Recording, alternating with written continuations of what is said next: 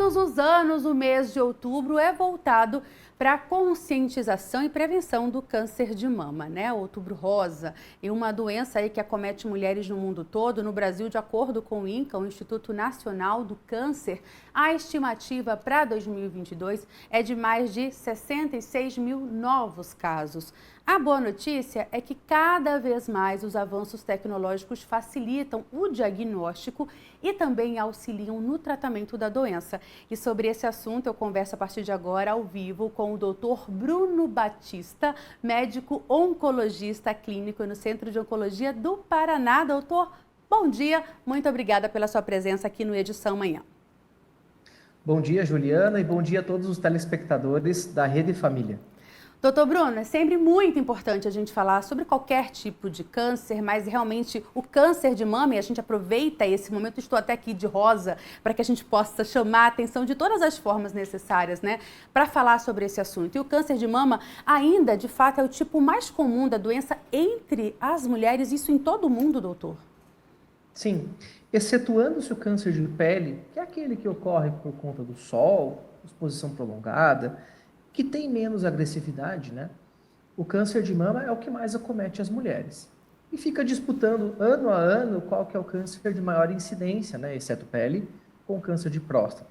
Em geral, o câncer de mama tem sido o principal câncer sólido, então, no Brasil, ano a ano, tá?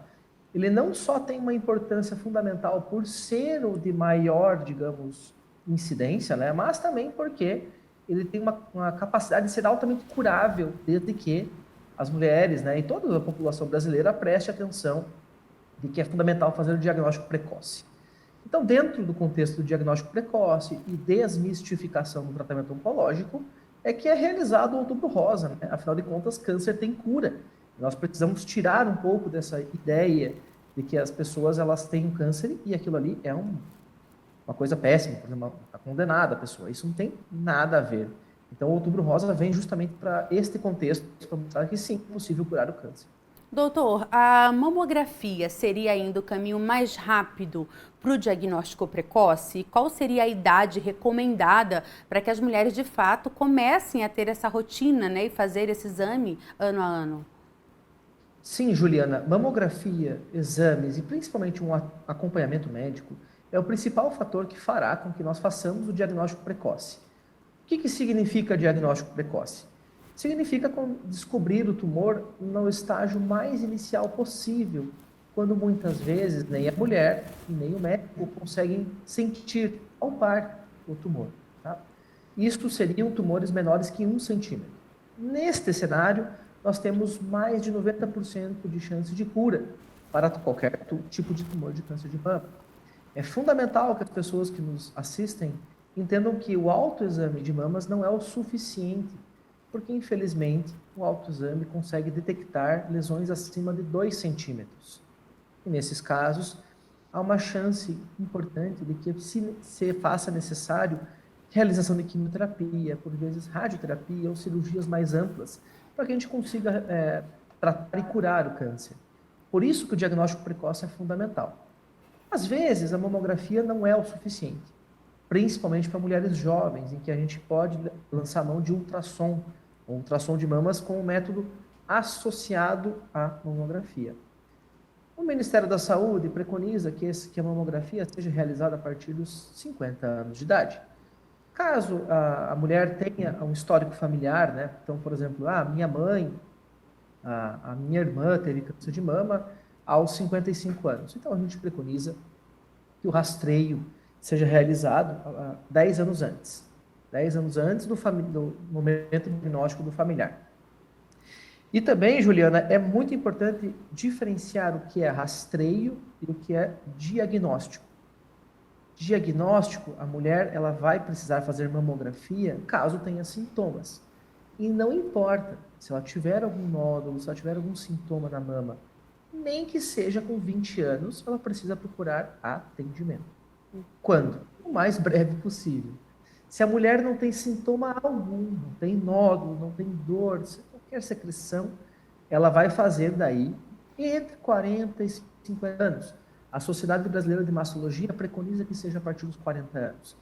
Então, eu diria que entre 40 e 50 a gente tem um bom 50 anos de idade seria um bom período para se buscar, desde que a mulher não tenha sintomas, porque se assim eu tiver, ela precisa procurar ajuda amanhã.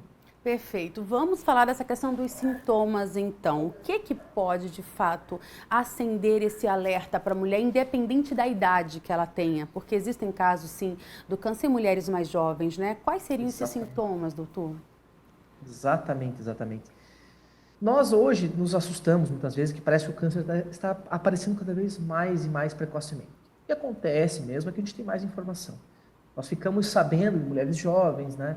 Nós temos acesso via celular, via programas de televisão e temos contato com mulheres mais jovens. Sempre foi assim. Infelizmente, o câncer pode ocorrer em qualquer idade. O câncer de mama, ele costuma aparecer, não raro, antes dos 30 anos de idade.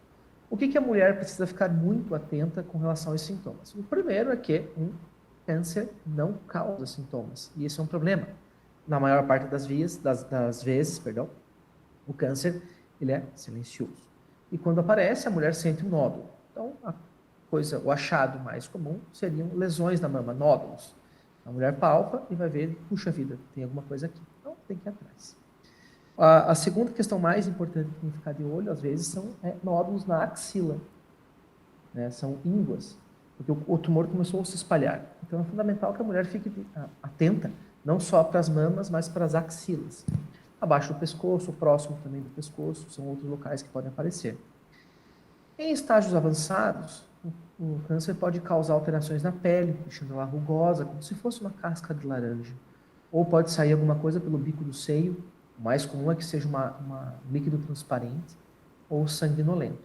Nesses casos, infelizmente, o câncer já está um pouco mais avançado.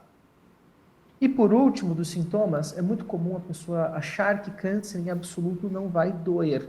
Okay? Câncer em geral, imensa maioria dos casos, não dói mesmo. No entanto, se está doendo, mesmo assim pode ser câncer, porque infelizmente alguns desses casos sim têm dor. Então qualquer coisa alterada na mama da mulher, ela precisa procurar ajuda, porque qualquer alteração, sintoma, precisa ser diagnosticado. Tudo precisa de um nome. Então, a gente precisa diagnosticar, nem que a mulher tenha uma dor nas mamas, que a gente chama de mastalgia cíclica, relacionada à menstruação. Precisa ter diagnóstico, qualquer alteração da mama. E ter essa atenção e esse cuidado, né, doutor? Queria que o senhor falasse um pouquinho também Sim. sobre essas novas tecnologias que facilitam tanto o diagnóstico quanto, de fato, o tratamento dessas mulheres. Cada vez mais as tecnologias surgem e ajudam muito em tudo isso, né? A tecnologia, ela entra no nosso dia a dia, a gente nem percebe às vezes. Hoje eu estou falando aqui de Curitiba com vocês em São Paulo, isso facilita muito a conexão, né? Então, isso não é diferente da oncologia. Nós tivemos a incorporação da tecnologia em todas as frentes possíveis, seja do diagnóstico, até em consultas médicas, que eu posso fazer uma teleconsulta, poder ter orientações ou uma primeira abordagem. Eu tenho também tecnologia aplicada ao tratamento e também ao segmento. Eu diria que, assim, um dos grandes impactos que nós tivemos foi a mamografia digital. Isso facilitou muito o diagnóstico e permitiu com que as lesões, cada vez mais nós tivéssemos a detecção de menores e menores lesões. Então, lesões milimétricas, a mamografia encontra. As biópsias estão cada vez menos invasivas, mais seguras, e a análise do material biopsiado, o pedacinho que se tira da mama, está cada vez mais preciso. Eu diria hoje que é impossível se fazer tratamento de câncer de mama sem entender com pormenores a biópsia dessa pessoa, da mulher. Hoje nós classificamos o câncer de mama entre triplo negativo, entre HER2 e luminal, que é uma característica molecular, principalmente porque a gente está entendendo que tipo de câncer que essa mulher tem. E por terceiro, a gente ainda tem exames muito apurados, como o PET scan, que é o PET-CT. Ele é um exame de imagem que consegue ver o corpo inteiro da mulher para entender quais são possíveis sítios que a doença fez ou não fez metástases. Certo, doutor. E para a gente encerrar esse nosso bate-papo tão esclarecedor aqui, como você me disse, direto do Paraná, conversando com a gente, viva a tecnologia, né? Vamos falar um pouco de prevenção também, doutor. Segundo o INCA, cerca de 30% dos casos de câncer de mama podem ser evitados com a adoção de hábitos saudáveis. É isso mesmo? Perfeito. A gente tem uma ideia que a obesidade vai trazer problemas do coração, pressão alta, né? Mas não, a obesidade, infelizmente, ela traz outros problemas associados a ela. Dentre um, né, muito comum e muito debatido, é o câncer de mama. Tá?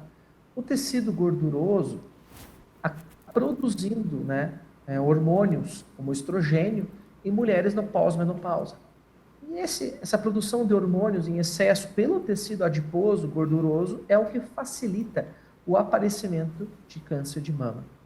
Então, a parte, digamos assim, estar acima do peso facilita com que a pessoa tenha câncer. Segundo, a adoção de hábitos saudáveis, com o consumo de uma alimentação balanceada, sem excesso de gordura, carboidrato, ou seja, uma alimentação que tenha qualidade em vez de quantidade, faz com que a pessoa fique menos inflamada. Isso daí permite que o teu corpo se estabeleça, mantenha uma certa homeostase, que a gente fala, que é um equilíbrio, né, entre as questões que são danosas e que são boas para nós. E terceiro, exercícios físicos, eles têm capacidade indireta também de bloquear os mecanismos que fazem o desenvolvimento do câncer, por alguns hormônios que facilitam o aparecimento dele. Então a gente tem isto. É importante salientar que hábitos saudáveis, eles não só previnem o aparecimento, mas também as pessoas que já têm o diagnóstico de câncer e que seguem hábitos saudáveis, apenas por ter uma dieta balanceada e fazerem exercícios físicos, mantendo peso, faz com que essas pessoas vivam mais do que as outras que não têm essa adequação desse hábito de vida. Então, veja, vale tanto para prevenção quanto para tratamento. Então, tem muitos pacientes que eu falo, olha, meu senhor, minha senhora, fazer exercício para você é tratamento e não prevenção. Você precisa fazer e manter esses hábitos porque vai ser muito bom para o seu tratamento. Perfeito, doutor Bruno Batista, oncologista no Centro de Oncologia do Paraná. Muito obrigada pelas suas informações, pelos esclarecimentos. Ótimo dia, ótimo final de semana para você. Muito obrigado, Juliana. Um grande abraço e bom final de semana para todos. Para todos nós, estão as informações importantes na questão do hábito saudável, de realmente faz diferença em qualquer situação quando o assunto é saúde, né? Ficou aí mais uma vez esse lembrete, né? Esse recado importante também no Dr. Bruno para que a gente possa ter essa atenção especial aos hábitos saudáveis, à qualidade de vida.